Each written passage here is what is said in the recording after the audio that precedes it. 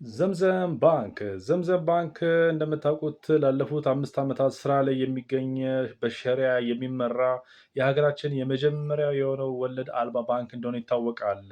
ባንኩ እንግዲህ በዚህ ሳምንታት እንዳሳወቀው ከሆነ በብሔራዊ ባንክ የሚጠበቅበትን የ5 ቢሊዮን ብር አነስተኛ ካፒታል ያሟላ ባንክ እንደሆነ አሳውቆናል። ዝምዝም ባንክ እዚህ ላይ በመድረሱ እንኳን ደስ አላችሁ ማለት እፈልጋለሁ። ዝምዝም ባንክ ባለው ታሪካዊ እንድምታና ለሀገራችን ክፍል ህብረተሰብ የሚሰጠውን አገልግሎት መሰረት በጣም ደስ የሚል ነው። 5 ቢሊዮን ብር ካፒታል በማሟላት የሚቀጥል ባንክ መሆን መቻሉ በጣም ደስ የሚል ሆኖ እንዴት ሆነ የዚህ ዓመት አፈጻጸሙ ብለን ደግሞ ስናይ ዘምዘም ባንክ ከዓመት ዓመት ያሉትን አፈጻጸሞች በማሳደግ በዚህ ዓመት ትርፉ ከግብር በፊት 1.23 ቢሊዮን ብር የደረሰ ሲሆን ሌሎቹ ደግሞ ንጹህ ከግብር በኋላ ያለው ትርፍም ወደ 1 ቢሊዮን ይጠጋ ወይም 940 ሚሊዮን ብር ትርፍ ነው ያስመዘገበው ማለት ነው።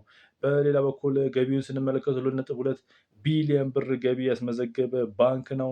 አጠቃላይ ያለው ሀብትም ከ16.6 ቢሊዮን በላይ ያሳደገ ባንክ ነው። እንዲሁም ደግሞ ይህንንም እድገት ከባለፈው ዓመት በጣም በሚገርም ሁኔታ 77% ነው ያሳደገው የገቢው መጠን እድገት ማለት ነው። ይሄ በጣም ፍጹም ድንገታዊ በጣም የሚገርም እድገት ነው። በሌላ በኩል ደግሞ ያለውን ተቀማጭ ገንዘብም ስናይ በአሁኑ ሰዓት 11.6 ቢሊዮን ብር የደረሰበት ሁኔታ አለ። በጣም እጅግ ከፍተኛ እድገት ነው የሚያስመዘገበው።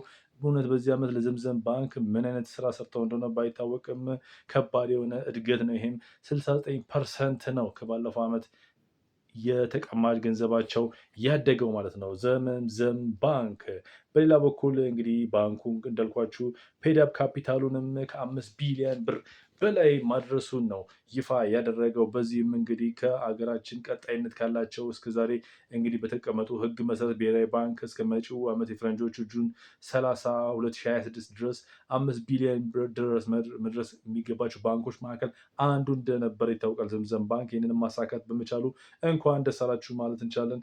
ዘምዘም ባንክ